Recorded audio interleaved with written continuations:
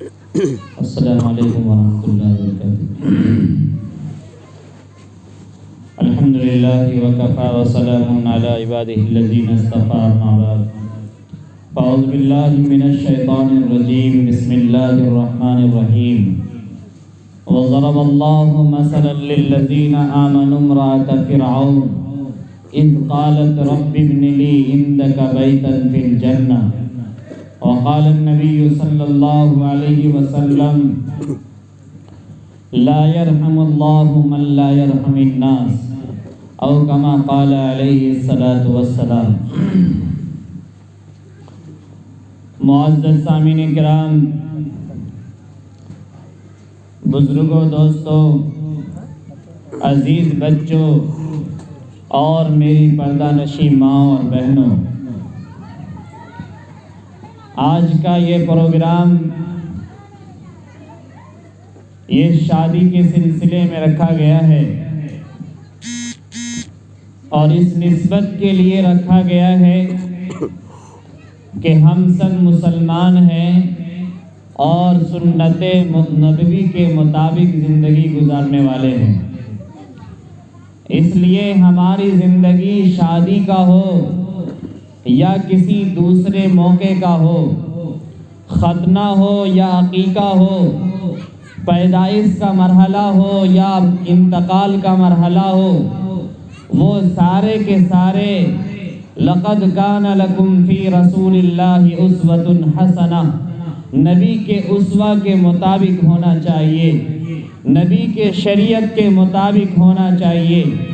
اللہ تعالیٰ نے ہمیں اور آپ کو پیدا کیا ہے، اور پیدا کرنے کے بعد ایسے ہی لاوارث لاپرواہ نہیں چھوڑا ہے، بلکہ ایک ذمہ داری دے کر بھیجا ہے، اور اس ذمہ داری کا احساس دلانے کے لیے اللہ تعالیٰ نے نبی آخر الزمان جناب محمد رسول اللہ صلی اللہ علیہ وسلم کو دنیا میں مبعوث فرمایا ہے، اور قانون دیا ہے۔ جس قانون کے مطابق زندگی گزارنے کے لیے اللہ تعالیٰ نے اپنے پیغمبر کو مبعوث فرمایا اور آخری کتاب قرآن شریف کے شکل میں ہم سب کے لیے بھیج دیا۔ یہ قرآن آخری کتاب ہے جس میں ہماری زندگی کا دستور اور اصول اور ضابطہ بیان کیا گیا ہے، کس مرحلے میں ہمیں کیسے جینا ہے، کس موقع پر ہمیں کس طرح سے زندگی گزارنا ہے، اگر اللہ نے اولاد دی ہے تو کس طرح سے ان کے ساتھ نبھانا ہے، اگر اللہ نے مال و دولت دیا ہے تو اسے کہاں پر خرچ کرنا ہے، اگر اللہ نے جوانی دی ہے تو اس جوانی کو کس طرح سے نبھانا ہے، کس طرح سے گزارنا ہے، اللہ نے بچپنا دیا ہے تو اس کی تربیت کس طرح سے کرنی ہے، اگر بڑھاپا ہے تو اس عالم میں کس طرح سے ہمیں زندگی گزارنا ہے۔ ان تمام چیز کو اللہ تعالیٰ نے نبی آخر الزمان جناب محمد رسول اللہ صلی اللہ علیہ وسلم کو دے کر بھیج دیا ہے۔ ملت اسلامیہ کے پاسبانوں، ہم سب سے ایک بہت بڑی چوک ہو رہی ہے، وہ یہ ہے کہ جب دین کا کوئی اور مسئلہ پیش آتا ہے تو ہم شریعت کو سامنے رکھتے ہیں، جب گھریلو کوئی معاملہ آتا ہے تو ہم شریعت کو سامنے رکھتے ہیں، لیکن جب عقیقہ کا معاملہ آتا ہے تو شریعت کو پیچھے چھوڑ دیتے ہیں، جب شادی بیاہ کا موقع آتا ہے تو شریعت کو پیچھے چھوڑ دیتے ہیں۔ وہاں پر نہ تو یہ سمجھ میں آتا ہے کہ کس آدمی کی شادی ہے اور کس انداز سے ہونی چاہیے، وہاں شریعت کے خلاف نظر آتا ہے، کہیں پر گانا بج رہا ہے تو کہیں ڈانس کیا جا رہا ہے، کہیں سارنگی بجائی جا رہی ہے، اور کہیں فضول خرچی کا ایک بڑا سمندر گرم کر دیا جاتا ہے، بہا دیا جاتا ہے، جس کے بارے میں شہنشاہ کونین جناب محمد رسول اللہ صلی اللہ علیہ وسلم نے فرمایا ہے، اللہ تعالیٰ نے نکاح کو بہت آسان بنایا ہے۔ سب سے بہترین نکاح وہ ہے جس میں سب سے کم خرچ ہو، سب سے بہترین شادی وہ ہے جس میں کم سے کم خرچ ہو، اور سب سے بہترین ولیمہ وہ ہے جس میں غریبوں کو پوچھا جائے، بے بس اور یتیم اور بیواؤں کو پوچھا جائے، جس میں غریب مسکین کو نہ پوچھا جائے، وہ ولیمہ ایسا ولیمہ ہے جس کے اوپر اللہ کی لعنت ہوتی ہے۔ ملت اسلامیہ کے دھڑکتے دلوں، میں نے قرآن کی ایک آیت پڑھی ہے، جس آیت میں اللہ تبارک تعالیٰ نے ایک بہت بہترین انسان کا مثال ہم لوگوں کے لیے پیش کیا ہے۔ وہ انسان ہے فرعون کی بیوی آسیہ رضی اللہ تعالی عنہا۔ فرعون کو آپ جانتے ہیں، فرعون مصر کا وہ بادشاہ ہے جو سونے کے موگیا پر کرسی پر بیٹھتا تھا، سونے کے موگیا میں سوتا تھا، سونے کے پلیٹ میں کھانا کھاتا تھا، 50,000 غلام ان کے پاس موجود تھا، 50,000 باندیاں ان کے پاس موجود تھی، رعایا بہت بڑا تھا، ان کے رعایا میں کسی چیز کی کمی نہیں تھی، اور ان کی بیوی کے پاس بھی نہ سونے کی کمی، نہ چاندی کی کمی، نہ باندی کی کمی، نہ غلام کی کمی، نہ گھر کی کمی، نہ کسی چیز کی کمی نہیں تھی۔ لیکن فرعون ایسے مقام پر چڑھ کر جب اللہ نے اسے دولت دی تھی، انہیں چاہیے تھا اللہ کا شکریہ ادا کرتا، انہیں چاہیے تھا وقت کے پیغمبر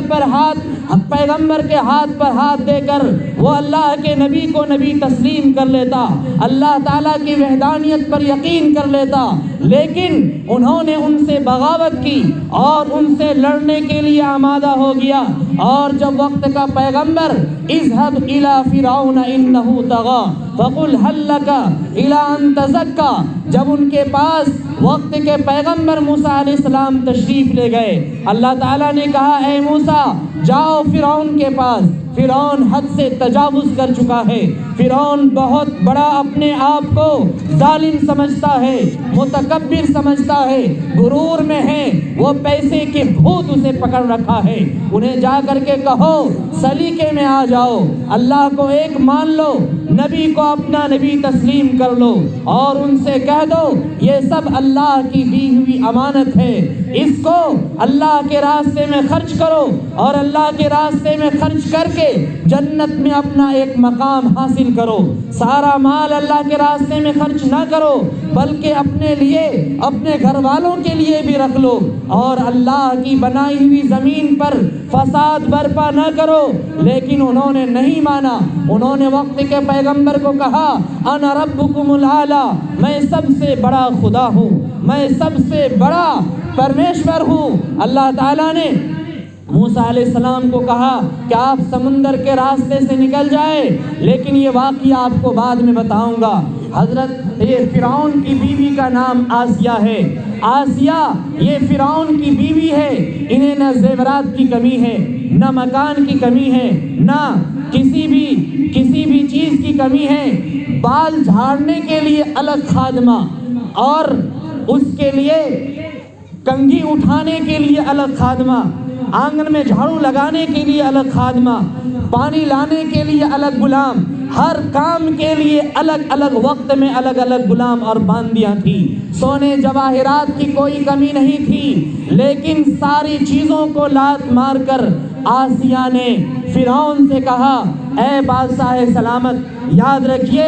ایک اللہ نے بہت ہی اچھے نبی کو بھیجا ہے، موسیٰ علیہ السلام کو، جو ہمارے گھر میں پرورش پایا ہے، میں ان کے ہاتھ پر ایمان لا چکی ہوں، لہٰذا میں ایمان سے نہیں پھروں گی۔ فرعون نے ان سے وارننگ دی اور کہا کہ جاؤ، جا کر کے آسیہ سے کہہ دو کہ اور بیوی کی طرح تم بھی میری بیوی ہو، میں بہت زیادہ تم سے پیار کرتا ہوں، لیکن اس شرط پر کہ تم مجھے ہی خدا مانو، تم مجھے ہی سب سے بڑا بادشاہ مانو، میرے سوا کوئی خدا نہیں ہے، میرے سوا کوئی بادشاہ نہیں ہے۔ انہوں نے کہا ایسا نہیں ہو سکتا،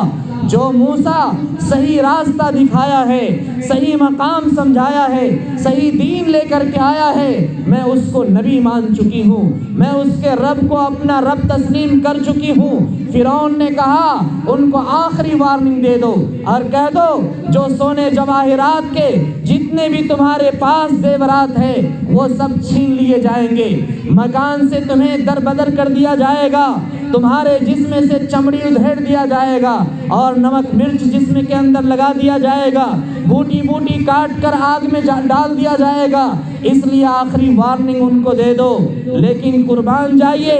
آسیہ کو طرح طرح سے سمجھایا گیا، طرح طرح سے ڈرایا گیا، خوف کے ماحول میں رکھا گیا، جان سے مارنے کی دھمکی دی گئی، اور یہاں تک کہ کہہ دیا گیا کہ تمہاری ساری عزت کی چیزوں کو ہٹا لیا جائے گا، یہاں تک کہہ دیا کہ تمہارے جسم سے چمڑے ادھار کر نمک اور مرچی لگا دیا جائے گا اور لوگوں کے سامنے ننگا کر کے لایا جائے گا۔ اس منظر کو سن کر آسیہ برداشت نہیں کر سکی، انہوں نے کہا ضرب اللہ مثلا للذین آمنوا امرأۃ فرعون، اے اللہ انہوں نے میرے ہاتھ میں کیل ٹھکوا دیے، ہم ایمان سے پیچھے نہیں ہوئے، انہوں نے میرے کپڑے اتار دیے، ہم ایمان سے پیچھے نہیں ہٹے، انہوں نے زیورات ہٹا لیا، ہم ایمان سے پیچھے نہیں ہٹے، انہوں نے ساری دولت سارے جائیداد ہم سے چھین لیا، ہم پیچھے نہیں ہٹے۔ اے اللہ اب آخری وقت ہے، عزت کی بات ہے، زندگی کی بات ہے، اے اللہ تو نے پیدا کیا ہے، ساری دنیا مل کر مارنا چاہے کوئی نہیں مار سکتا ہے، اے اللہ تو جسے زندگی دینا چاہے کوئی مار نہیں سکتا، تو جسے مارنا چاہے کوئی زندگی نہیں دے سکتا، لیکن اے اللہ یہ بادشاہ بہت بڑا ظالم ہے۔ ضرب اللہ مثلا للذین آمنوا امرأۃ فرعون۔